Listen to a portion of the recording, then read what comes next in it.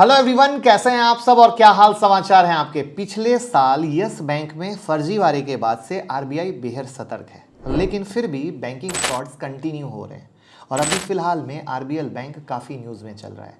इसके शेयर लगातार गिर रहे हैं और अगर आप इनके प्राइसिंग चार्ट को देखेंगे तो आप हर ड्यूरेशन में लॉस ही लॉस दिखेगा। पिछले 6 महीने में इस शेयर का प्राइस 54% से ज़्यादा गिरा है और ये गिरावट लगातार जारी है। लोगों के समझ में नहीं आ रहा है हो क्या रहा है और ये कहाँ तक जाएगा। तो इस वीडियो में हम आरबीएल बैंक में चल रही गिरावट के कारण को जानेंगे, साथ ही बैंक के एक्चुअल हालात को भी। वीडियो को पूरा देखने के बाद आप आरबीएल बैंक के पॉजिटिव और नेगेटिव फैक्टर को खुद के बॉस बनकर समझ पाएंगे। तो चलिए शुरू करते हैं। मैं मुकुल अग्रवाल आपका आप ही के यूट्यूब चैनल में स्वागत करता हूं। जो भी नए लोगों चैनल को सब्सक्राइब करें, बेल आइकॉन हिट करें, नोटिफिकेशन ऑन कर लें, जिससे जब भी वीडियो अपलोड होती है आपके पास नोटिफिकेशन आएगा और कोई भी भाई वाली वीडियो मिस नहीं होगी। वहीं पर एक चीज़ और बता दूं, डीमेट और ट्रेडिंग अकाउंट का लिंक डिस्क्रिप्शन में है। आप अकाउंट ओपन करें, भाई को प्यार दें। आज आपके पास डीमेट और ट्रेडिंग अकाउंट होना ज़रूरी है, तभी तो आप ट्रेड कर पाएंगे और मुनाफा कमा पाएंगे।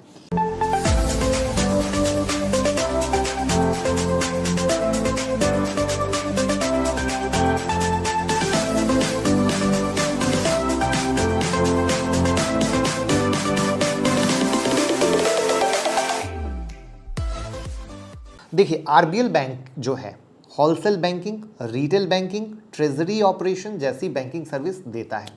अगर इनके कुछ इंपॉर्टेंट रेशियो को देखें तो कैपिटल एडिक्वेसी रेशियो जो है 17.9% है, नेट इंटरेस्ट मार्जिन 4.19% है, ग्रॉस एनपीए 1.84% है, नेट एनपीए 0.71% है, कासा रेशियो 31.1% है।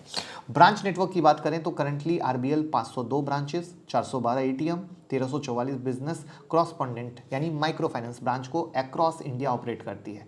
फाइनेंशियल ईयर 2016 में बैंक के पास टोटल 19 लाख कस्टमर थे और ये नंबर पिछले 5 साल में काफ़ी बढ़ा है। फाइनेंशियल ईयर 2021 में इनके कस्टमर में काफ़ी ग्रोथ हुआ और अब ये नंबर 90 लाख के ऊपर है। अगर आप बैंक के लोन बुक को देखें तो presently 58% of loan book consist retail loan और रेस्ट 42% होलसेल लोन है। कॉर्पोरेट इंस्टीट्यूशनल बैंकिंग जो है 32% का है, कमर्शियल बैंकिंग 10% का है, बिजनेस लोन 19% का है, credit card 21%, micro banking 12%, retail agri 2% और अदर्स 4% का है। कंपनी रिटेल लोन सेगमेंट में अपनी रीच को लगातार बढ़ा रही है। तो ये थी आरबीएल बैंक के बिजनेस का ओवरव्यू। अब चलते हैं कि आखिर गिरावट क्यों है, क्या है पूरा मामला। तो दिसंबर 2021 से बैंक के मैनेजमेंट में काफ़ी खींचतान चल रही है, काफ़ी छेड़खान हुई है। हिंदुस्तान टाइम्स में छपी रिपोर्ट के मुताबिक आरबीएल बैंक ने कंपनी को 300 करोड़ का लोन दिया था। लोन देने के 7 महीने में ही उसे बेड लोन में बदलकर बट्टे खाते में डाल दिया गया। सूत्रों के अनुसार आरबीएल ने 2018 में उक्त कंपनी को लोन दिया था और ये बैंकों के एक कंसोर्टियम के रूप में दिया गया था। रिजर्व बैंक पिछले कई महीनों से आरबीएल बैंक के रिस्क डिपार्टमेंट से लोन पोर्टफोलियो की डिटेल मांग रहा था। तत्काल साफ नहीं हो पाया था कि बैंक ने किस कंपनी को यह लोन दिया था। कुछ रिपोर्ट्स के मुताबिक आरबीआई ने किसी खास ट्रांजैक्शन को लेकर आपत्ति नहीं जताई थी, लेकिन बोर्ड के सदस्यों को कुछ गड़बड़ लगा। उन्होंने इस बारे में आरबीआई से संपर्क साधा, लेकिन उन्हें आरबीआई की योजना की भनक नहीं लगी। आखिर 24 दिसंबर को आरबीआई ने बैंकों को जानकारी दी कि उसने दयाल को बैंक के बोर्ड में नियुक्त कर दिया है। उसके अगले ही दिन दयाल ने कहा कि अगर बैंक के एमडी विश्ववीर अहूजा अपने पद पर बने रहते हैं तो आरबीआई के पास बैंक के बोर्ड को भंग करने के अलावा चारा नहीं रहेगा। आहूजा को तत्काल छुट्टी पर भेज दिया गया। इसके बाद बैंक के बोर्ड ने एग्जीक्यूटिव डायरेक्टर राजीव आहूजा को नया एमडी सीईओ अपॉइंट करने की इजाजत दी। इस बीच आरबीआई ने अपने chief general manager Yogesh Dayal को आरबीएल बैंक के बोर्ड में एडिशनल डायरेक्टर बनाने का फैसला किया और आरबीएल तभी करती है जब कुछ गड़बड़ लगे। अब इस फैसले से इन्वेस्टर में हड़कंप मच गया। इन्वेस्टर के बीच धारणा बन गई कि शायद किसी गड़बड़ी के चलते आरबीआई ने ये कदम उठाया है। लोगों को बीच में आरबीएल को लेकर निगेटिविटी तेजी से फैलती गई और यही बड़ी वजह है कि स्टॉक गिरने लग गया। लेकिन ये बात कहाँ तक सच है, कहाँ तक गलत है, अभी हम बैंक के फाइनेंशियल स्टेटमेंट को देखेंगे और फिर एक फाइनल समरी लास्ट में बात करेंगे। हालांकि मार्केट में ये बात जो फैल रही है उससे निगेटिव माहौल बना है और बैंक का कहना है आरबीआई का पूरा समर्थन है। हाल में बदलाव जो हुए हैं, चीज़ें जो हुई हैं, उसका गड़बड़ी से कोई लेना देना नहीं है। इस तरीके से बैंक अपनी सफाई देने की कोशिश कर रहा है। तो यहाँ पर अगर आप देखेंगे तो इनका जो सेल ग्रोथ है वो 17.9% का है। बैंक है तो इसलिए इनके ऊपर 84,000 टू 81 करोड़ का डेट दिख रहा है। तो बैंकिंग सेक्टर में वो रहता है, उसके पीछे नहीं जाना है क्योंकि वो बैंक के मामले का है, ठीक है। बट इनका आरओई निगेटिव है, ये ध्यान वाली बात है। यहाँ पर अगर इनका नेट प्रॉफिट देखेंगे तो लगातार ईयर ऑन ईयर बेसिस पर घटता चला गया है और लॉस में आ चुका है 2022 में। अब ये भी कहीं से एक अच्छी बात नहीं है कि फाइनेंशियली स्ट्रगल कर रहा है, ये एकदम साफ चल रही है।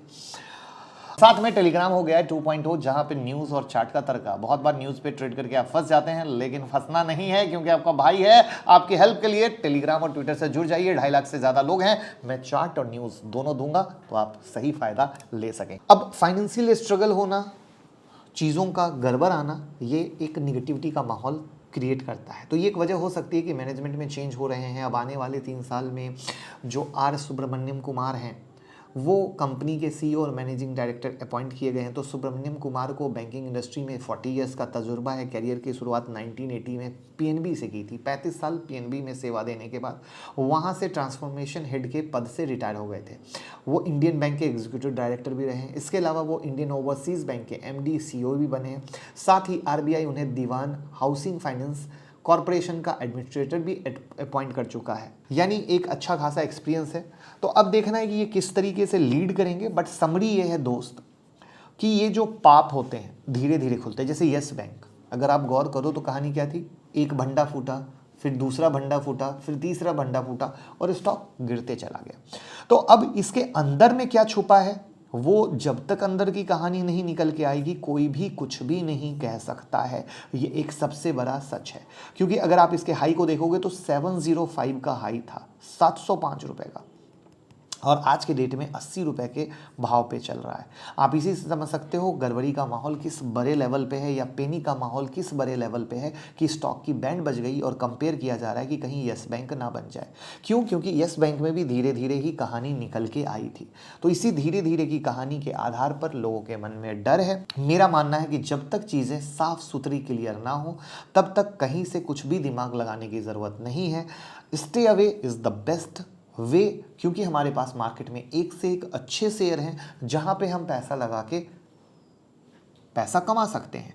रिटेल भाई को लगता है सस्ता है, हम पैसा कमा लेंगे। हो सकता है कि 80 रुपये आया है, 100 भी चला जाए, 120 भी चला जाए, लेकिन क्या 300 रुपये चला जाएगा? इतनी आसानी से नहीं। ये है सबसे ज़्यादा समझने की बात। तो हम क्या वो 10, 20, 30 रुपये के लिए काम कर रहे हैं, या एक अच्छे स्टॉक को अपने पोर्टफोलियो में रखकर टेंशन फ्री रहने के लिए काम कर रहे हैं, वो समझना सबसे ज़्यादा ज़रूरी है। तो मुझे लगता है कि हम एक अच्छे स्टॉक को लेना हमारी प्रायोरिटी है, ना कि रिस्क वाले में, ना कि कहीं लफड़े वाले में। ये मेरा प्रोस्पेक्ट है। आपको क्या लगता है, रिस्क वाला शेयर लेना चाहिए या रिस्क फ्री वाला? कमेंट बॉक्स में ज़रूर बताइएगा। और वीडियो पसंद आई हो, डाउट क्लियर हो गए हो, आपको पिक्चर क्लियर हो गई हो तो वेरी गुड है। अगर उसके बाद भी कोई डाउट हो तो कमेंट बॉक्स में पूछिए और वीडियो को शेयर कर दीजिए, क्योंकि सीखेगा इंडिया तो कमाएगा इंडिया। जय हिंद, जय भारत।